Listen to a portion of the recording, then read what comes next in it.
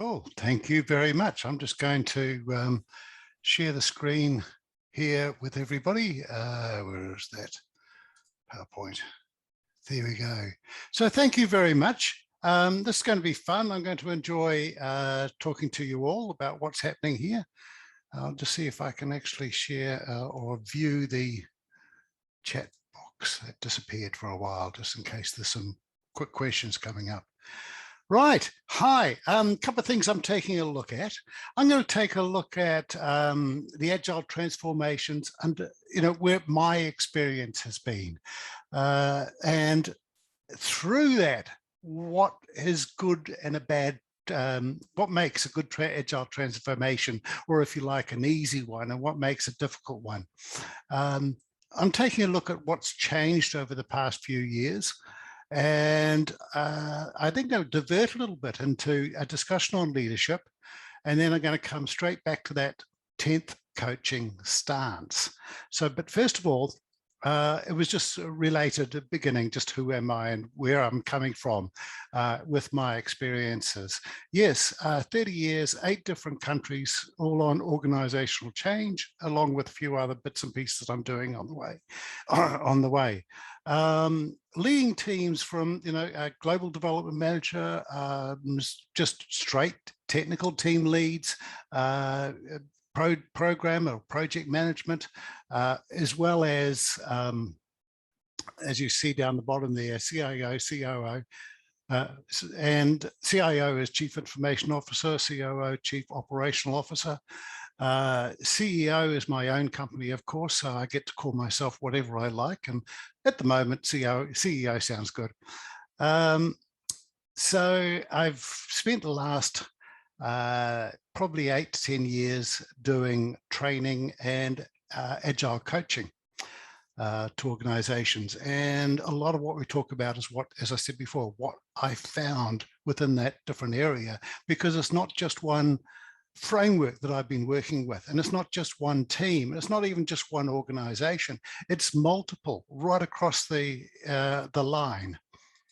So I started out with something called organizational change, and that was implementing changes that the organization sees fit in the best way that is possible. So, and then Agile came along in 2001, and from about the past 10 to 15 years, I've actually been operating specifically to that Agile area, taking a look at that.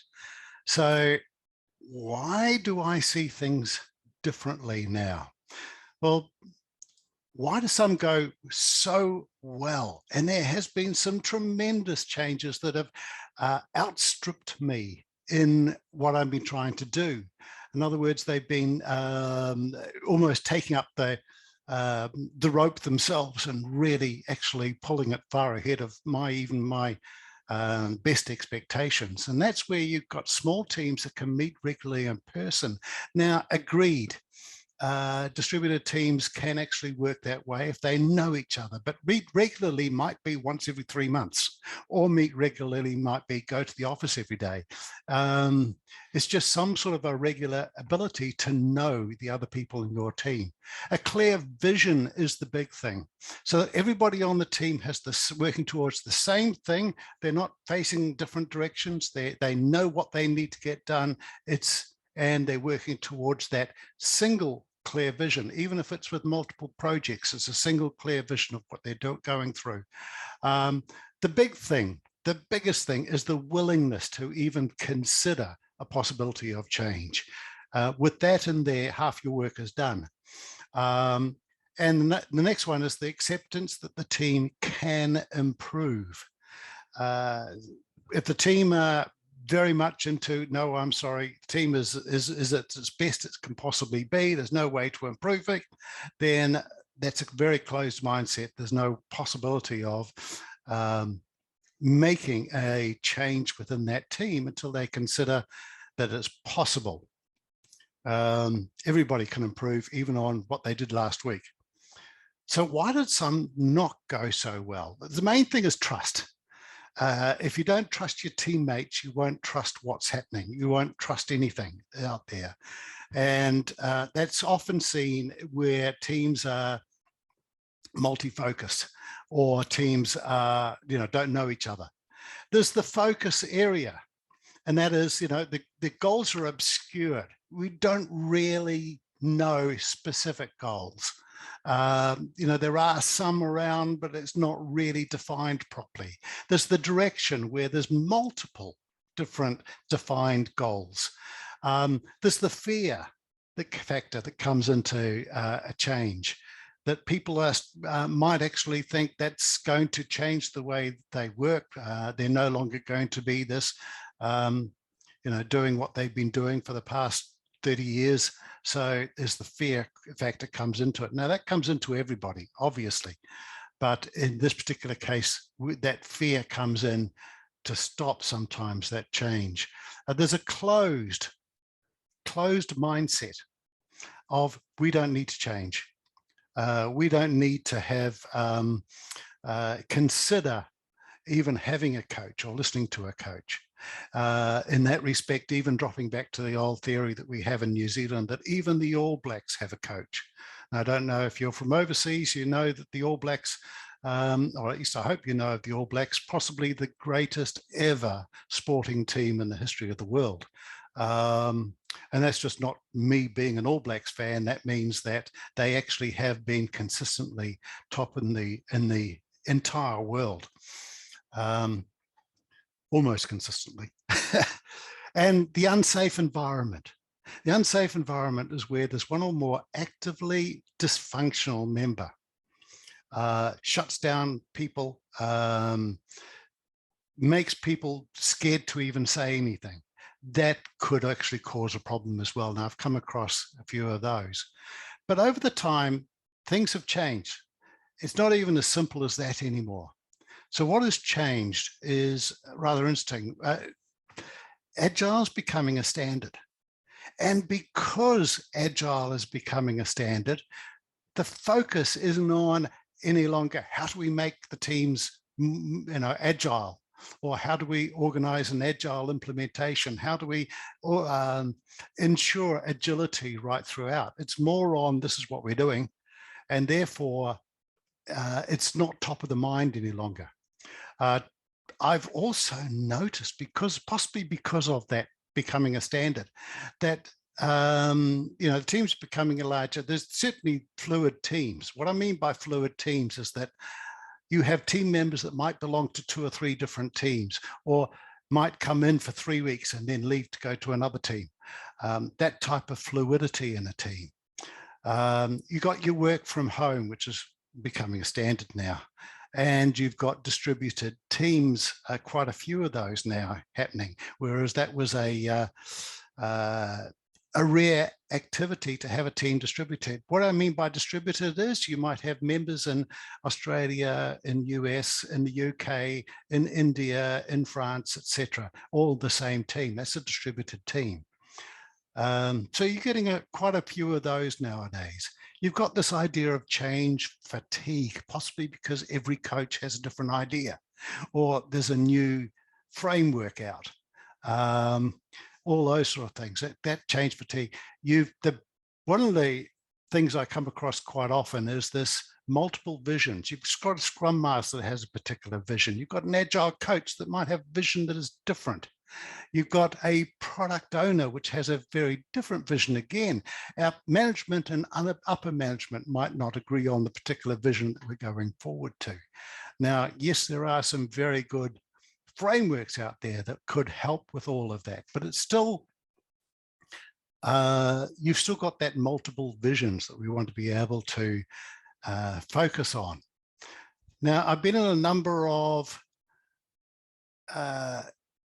difficult situations as well. I talked about some of the really neat ones that I've been on, and absolutely fantastic, the dreams, if you like, that I've been with, organizing with teams who are ready and willing to change. But you've got some difficult ones as well. Now, where an Agile coach may not be effective, or maybe not be effective for some time, is where they've got an understanding from the teams that that person, the coach, has no authority. They don't have to listen to them. And yes, I have been introduced into a situation where on the day that I started as an agile coach for the organization, all the teams were brought together to introduce them to myself as a new person coming in. And of course, nobody turned up, because their theory was that I was there to change the way they work. So they didn't want to even speak to me. And it takes time to get through that. Even still, during that time, you're ineffective. You're only got your own influence to let them, to try and get them to think that they're making the change themselves, is the only way to do that. And that takes a lot of time. You've got misunderstandings. The teams are misunderstandings. Oh, you're here to change the way we work. No, I'm here to show you a number of different areas that you might like to consider that might help the way you work. But I can't change that. It's only you that can change that. And if you don't want to change that, it's not going to change. So it's like that. There's no understanding from the teams. Upper management has no understanding. So you're trying to battle that management sort of area of what's there, because there's always somebody who's going to say, we've had a coach in here now for 3 weeks. Why hasn't everything changed? Why are we paying for this coach? They're not producing anything. What's happening here? What does this coach actually do? All that sort of thing that starts coming into it, that questioning. But of course, trying to get time with upper management is, oh, sorry, we're too busy. So it's a very difficult, sometimes an extremely difficult thing to do. But the biggest so in those difficult situations, the biggest thing is time. It takes time. And yes, I'm able to reflect back on going through possibly a couple of years of extremely difficult transformations, to sit back at the end of that and say, wow, look at what has happened. Look at the difference between what I came into and what they're doing now. And that is a big thing. I love that. But it took a couple of years to get there. And even then, there are people who are saying, well, you didn't do that, the team did that. And I said, great, that's the message we want to put across. But of course, they wouldn't have done it had I not been there. And but it takes time. And I've told you about my background that came from management, grew up right into senior management areas. But so there is one thing I'm comparing all the way along, and it's been sitting in my mind all the way through. So I'm really trying to put something out here that's been sitting swirling in the back of my brain for a few years. And that is the statement: whenever I've been in a leadership position, even in difficult situations, I've been able to implement a faster, better, more aligned, agile implementation than when I'm in a pure coaching role. Now, when I think of that, I also think, well, that's not a coach. The coach is an influencer. But I've just been through explaining times when coaches can actually be ineffective or take time to become effective. So it's a very difficult times. But when you're in a leadership position, there is an expectation that, yes, we'll give this a try. And it's not until people actually say, yes, okay, we have to do this, let's give this a try, then they're suddenly realizing what that does and how that helps them. And they take it off from there. It turns into more a coaching situation from that point, because it needs somebody to come in, and certainly leadership area, to come in and say, this is what we're doing. How are we going to go about this? And it's up to the teams to say, right, well, and our team's different than everybody else, and every team is different. Therefore, we do these things better going this way, and that's what you want, that sort of thought around it. But you need that leadership position, that's something that's there. Let's take a look, as I said before, at leadership itself. Now, here's a standard IT leadership chart. Now, I agree. I'm focusing on IT at the moment because IT is where most of this agile transformation started from or going through. So please excuse me if I'm not looking at the HR chart or the financial chart or anything else like that. This is from here. You've got at the top of that CIO. Underneath that, you might have line managers. Underneath the line managers, you've got team managers and team members, and then a scrum master out the side of that. And way out the side here is the Agile coach. So they're a single person, or hopefully 2 or 3 people who are off to the side, who are going around trying to get people to just talk to people, see how they're going, have a look at things. You know, can I listen in on your stand-ups? All these other bits and pieces that the Agile coach does. So they're there. What I tried to think of is a leadership way of doing something. And I came across a couple of ideas in trying to get this to work. The first idea was to change that.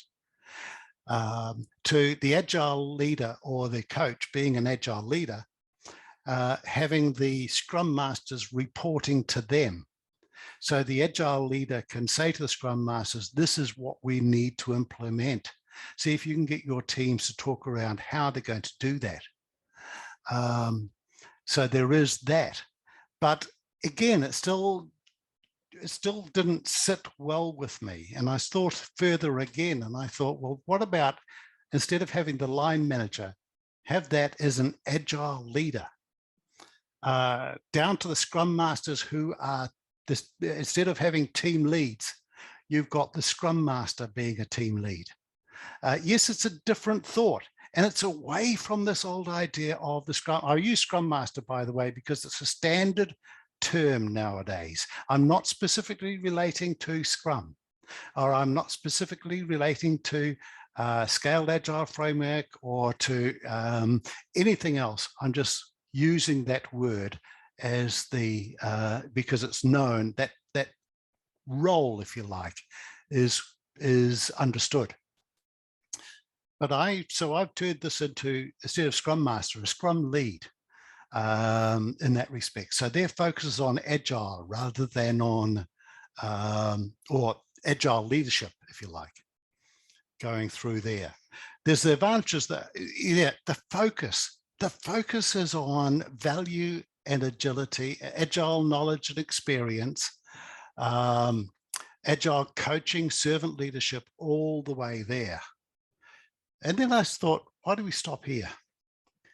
I took a look at that CIO role and look at the changes that have happened to the CIO role over the years, Chief Information Officer.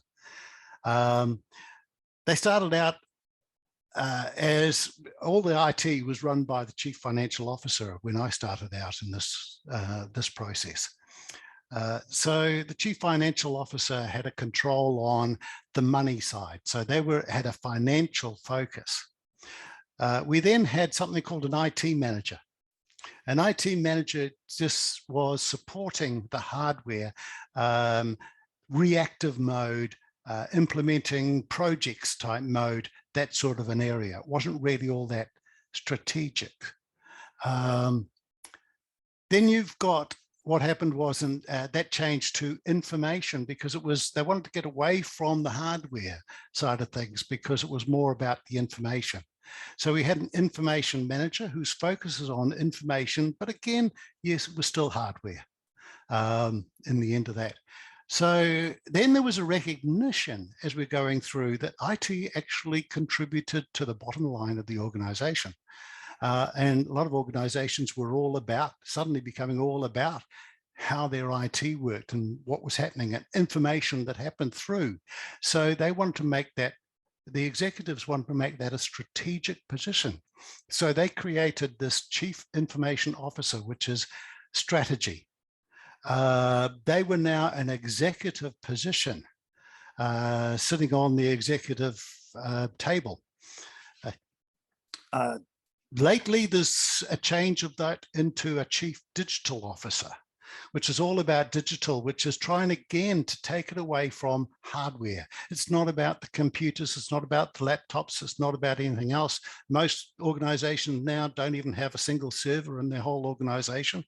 It's all about, and a lot of them, you work from home system there, where you're not even supplying people with computers at all in some cases. So it's all about digital, and it's all about making it all work together. It's all about the cloud. It's all about ensuring safety and security of the processes, the information flow. So I took a look at that, seeing what was happening. Now, if you take a look at this done out, I think from the 2020 State of Agile report, I think that is, you'll see that these areas here in green, which is all things on the right here, which is a visionary value creator, business collaboration, and pragmatism. They're all from high growth organizations. Their CIOs focus on those areas. So the role in CIO is changing. So yes, exactly. Today, CIOs spend an impressive 59% of their time on activities that spur innovation. So their focus is changing as well. 29% prioritize business collaboration skills. So it's again areas that the CIO role is changing over time. So it's a possibility, and it may actually be live in some cases, I don't know, that CIO role might actually change to something called a Chief Agility Officer, CAO role. Still a strategic role, but the strategy is more in organizational agility and the delivery of value. Yes, that's more a product value, is more a product ownership one, where you've got a chief product owner or an organizational product owner that is in charge of the value. But if you place that into a chief role, that would be the Chief Agility Officer to ensure that that is set up. Because I'm still surprised at the number of organizations that still don't understand what a product owner does. And they say, oh, we've got product managers, that will do. It's a different skill set. And it's, while there are very good product managers who are excellent product owners as well, it is a different skill set. So the understanding of that value to be returned within the time should actually be a CIO type role. So I'm suggesting a CAO role. The difference here is that the flow down is that agility and value going all the way through. It's a different focus, not just simply delivering things. It's not about as many outputs as possible. It's about the outcomes we're achieving.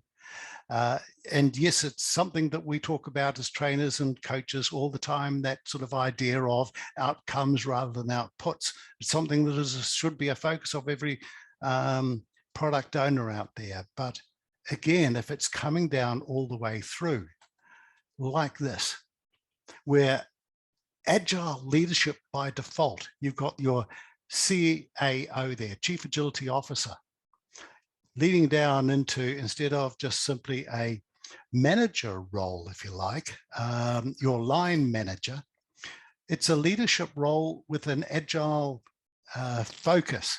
Your delivery, you're there in order to deliver value, and you're there in order to ensure agility of the organization.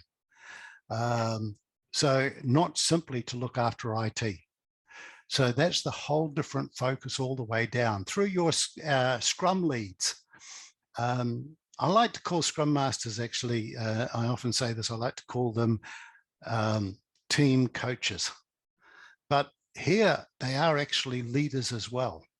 They are actually able to ensure the implementation of what's needed, even in the difficult situation where they may have to go through and have a talk to some people and say, we need you to be part of this team, not take the team in a different direction. So it's a different way of doing something. It's that the vision is there, the direction is there, but the implementation goes down to the lowest point.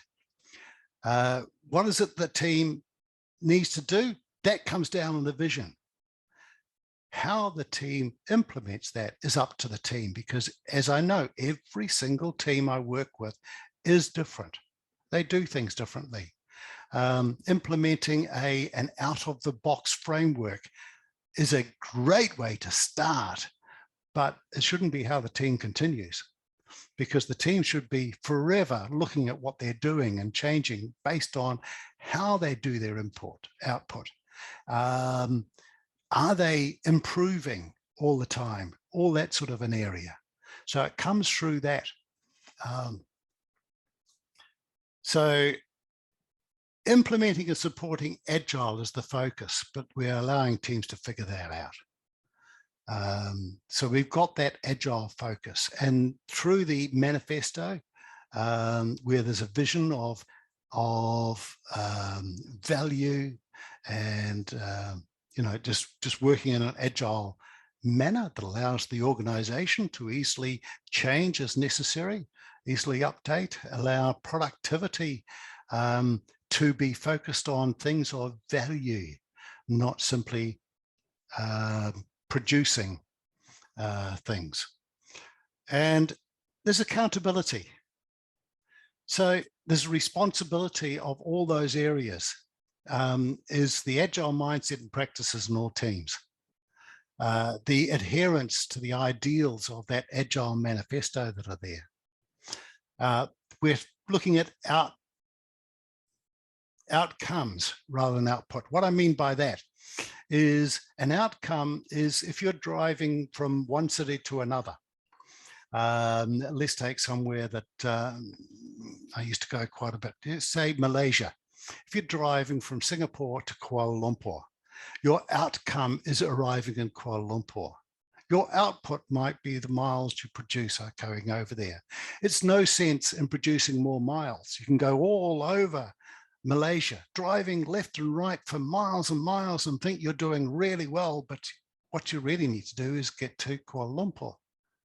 And that's what we're looking at with this least amount of output as possible. So the outcomes we're looking for. The correct frameworks for each of the teams, and accepting that some teams might have different frameworks. Well, some teams are based on a Scrum framework, if you like, running 2-week sprints or whatever it happens to be, so where they can plan ahead and commit to. Other teams, they're more reactionary, so they might have a more a Kanban approach. Whichever is more suitable for the team, the work the team does and how they do that work. So the teams will be able to work that with their Scrum Masters involved and their coaches, in other words, their line, work out the best way to do things.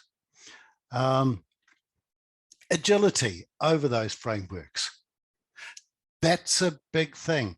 One of the first things in the manifesto says individuals and interactions over processes and tools. We love our processes and tools. We need it. That's an absolute underlying need, but the individuals and interactions should be the focus.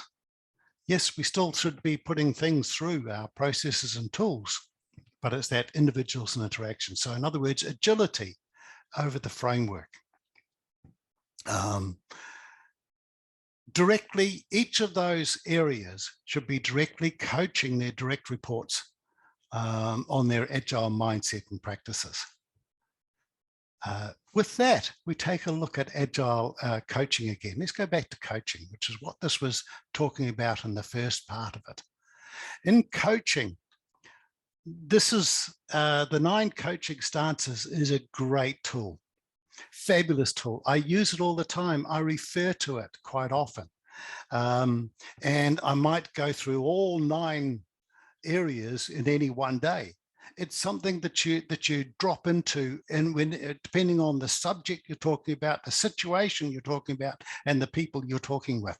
So you might be a visionary. This is what the future could look like, inspirational type person in one day. a mentor. I'll do this, you join the side, and you can learn from me. Right down to advisor, observer even, which is my first point, I think, is to sit there and say, how do you do it?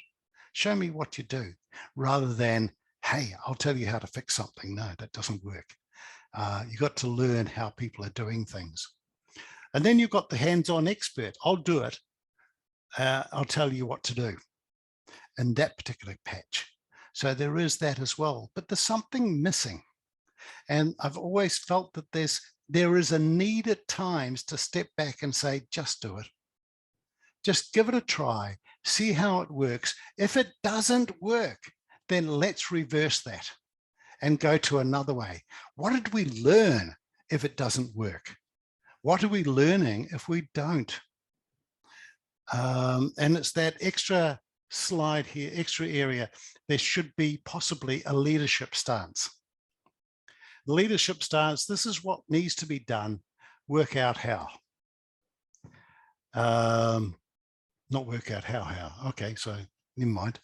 That's sort of an idea of being able to tell a team, we are going in this direction, give it a try, see what happens, and let's have another meeting in a month or two and say, did it work? Do we need to change something?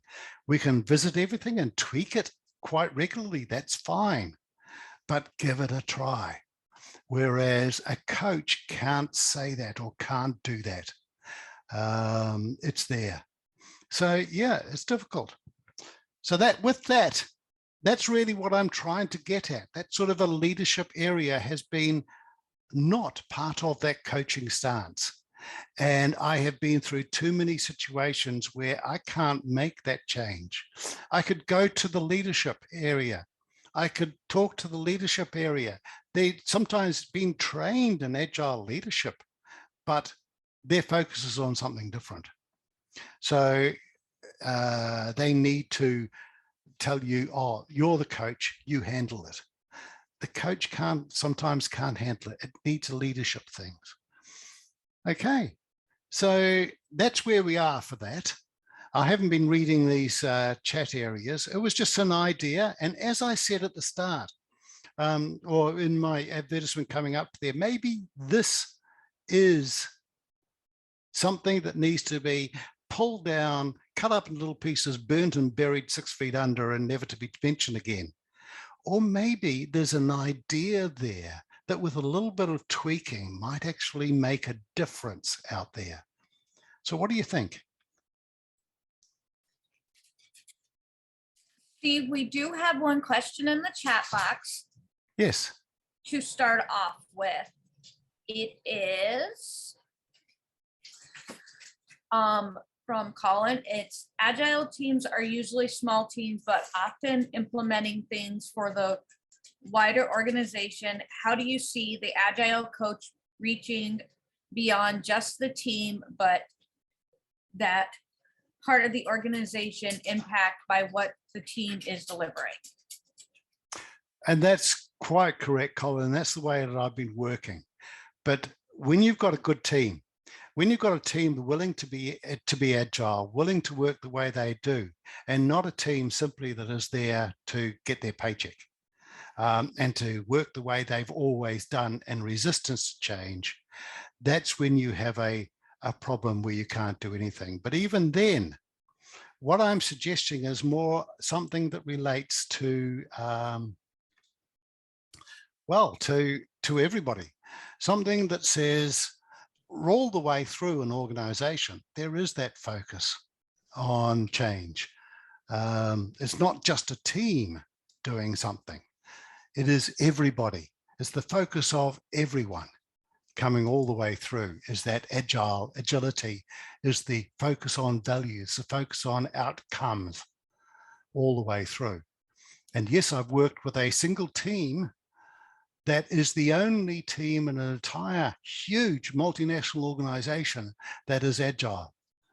And yes, that happens. And the questions come out of that and the interest comes out of that. And in this particular case, The entire organization went agile because of that. In fact, it has happened 2 or 3 times. But it needs that leadership. And currently the leadership is focused on different things. Did that answer your question, Colin? Yeah, cool. Okay. James there. Leadership is the missing element to complete the matrix and provide the appropriate context. Exactly. Yes, there is a focus right now. There's a focus on leadership training. But in most of the organizations I've gone through, and I really mean most of the organizations I've gone through, Agile is something not for the leadership team. Thank you very much. That's for the teams to go through. It's not for them. They haven't got time. And but they want to be agile, and it's something that they want to stamp on their website, if you like, that they are now agile, but they have absolutely zero understanding of it. If we could actually get through that, that would be fine.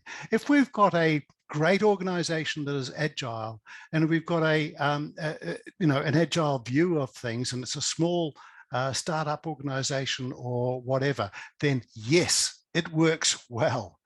But on the whole, it's really difficult to be an agile coach expecting to implement change when you have no ability to implement change. The only people who are able to implement change are the team members themselves.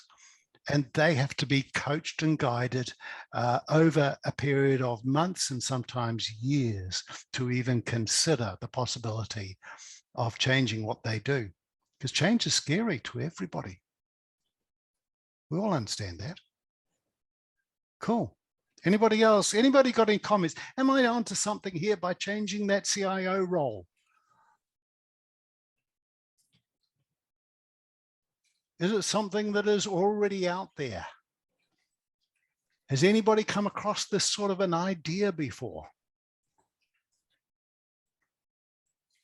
Should I package this up and sell it as managed agile framework and make millions? No. We do have another question. Yes. How do you see Agile Coach like CAO in 20 years or so? Exactly. I actually see 20 years now. Yeah. Sorry. I actually see that happening. We've got Scrum Masters who have gone right up into leadership roles in that sort of organizational leadership area. They're getting there. I still remember the discussions that a person in an IT area could possibly be in leadership. And now it's a strategic area of any organization. So yes, I see the coach being that way. However, the coaches, remember, a coach is trained to act in a certain way, and there's those 9 agile stances. So if it's going to be, if I can just go backwards and forwards into here. So those first 9 agile stances, which by actual design aren't, I hate to use the quote management, but aren't leadership stances. They're more suggestive stances. They're more training stances. They're more mentoring, and they're more advising. But there are times when, just to get things done, team, let's do this, and then figure out what needs to change, rather than trying to spend 6 to 12 to even 24 months sometimes trying to persuade them to even consider it. So it's a difficult thing to do. I see that as the Agile coach in there. Problem is, the Agile coach role isn't a strategic role so much. It's an organizational change role or influential role. Whereas the CIO type role, the CIO is both. Must have that coaching background, must come from that, or the training or the ability, or proven have done that type of role. Plus, proven the ability to be the executive material. So in that respect, yes, an organizational view. So not only a team view over there, but even still, they can pass things down to their agile leader role. But it's further than that. It goes up to the view of the organization as well. Where are we heading? What are we doing? Where do we need to change? What's strategic about what we're doing? Yeah. So what we've got, agile on the board level is great. Sorry, what do you, I've gone on further. Teams have the ability to get work done, but as leadership that can change the environment elements that hinder the team's efforts. Yes. And that's part of the problems there. The team, and I see it again and again and again, where leadership comes in and saying, oh, we're going to go in this direction now. Or, oh, we've gone out and we've bought an agile. Or, oh, we've done this and are we doing that? And everybody must do it this way because every team must work exactly the same way. And that doesn't work. And even some of the larger systems out there that I've seen installed, like Scaled Agile in the largest system, they also say to the team, work in the way that best actually suits you. But I've seen leadership come down and say, no, you're supposed to be working this way. And it's a difficult situation in that respect, and sometimes hinders that. So with a leadership structure that is focused on agility in the first place, that can't happen or shouldn't happen. So what have we got here? What do you see the role of the Agile coach in helping build out that Agile community of practice? That's part of the role of the Agile coach. I see that as the essential role of an Agile coach, a community of practice like that. Absolutely. Am I misreading that, Tracy? Okay. Colin, Agile at the board level is great. I've helped senior managers run their team in an agile way. It gave insight for them into the value of agility. CIO would be a great seat on that level. Bring it on. Exactly. I think so too. Thank you for that support, Colin. I think it's it's been rolling around in my head and I've hated it because of this word manager that keeps on coming in, but that's shouldn't be there. It's leadership. Take a look at it this way. Managers manage things, leaders lead people. And it's a leadership role there. Pearl, what would be your suggestion for coaches that find themselves in organizations where leadership sabotages agile mindset and way of working consistently? Yeah, that is. Anybody got any suggestions on that? We've got a bit of time for the discussion. Unmute yourself and call out. Leave, yes. My suggestion is that Agile should be the driving force coming from at least one person at that executive level, on that executive level. So it is the executive that has held Agile as the way forward for an organization. It needs to be. Too many times have I've seen, and just think back on what I told you, I've been at so many organizations, 9 different countries, all that sort of thing. Too many times the board level are just simply not interested because it's something to do, the teams do that. We're interested in what happens up here at our helicopter view. But they don't realize the helicopter view should be the agility, the ability to move in a company, the ability to produce value rather than produce just tasks. And it's that flow on all the way through that should be there. Yes, Tracy. No, you're not misreading it. Having a hard time selling agile coaches because of leadership sabotage, just needed a validation. Absolutely. And yes, I've come across it. And in some ways there, Colin is quite correct. If you just cannot get anywhere in that and it keeps on being the rug being pulled out from under you, consider where the rug you're standing on, if it has to be that way. Sandra, What I like from the coach role is that you're sort of out of the system and can be objective. Yes, you're right. Yes, that is part of that, true. As a leader, you become part of the system. As a coach, after a while, you might also become less objective and part of the problem instead of challenging the status quo. That's a very interesting insight, Sander, and you're quite right. But again, you've got management consultants as well. I know when I was CIO, I was at one stage CIO in Australia to some quite large organizations, international organizations, and I had a management consultant that I spoke to once a week. Just to get an outside, just to bring me out of my computer screen, if you like, or the documents going across the desk, and go, what's happening here? I used to go out for coffee with the CEO once a week, out, so that we could actually get away from everything and step outside that area. So perhaps there is that agile consultant, perhaps there is a future for an agile coach who doesn't necessarily want to go into a CIO or leadership role, to be able to coach downwards from that CIO role.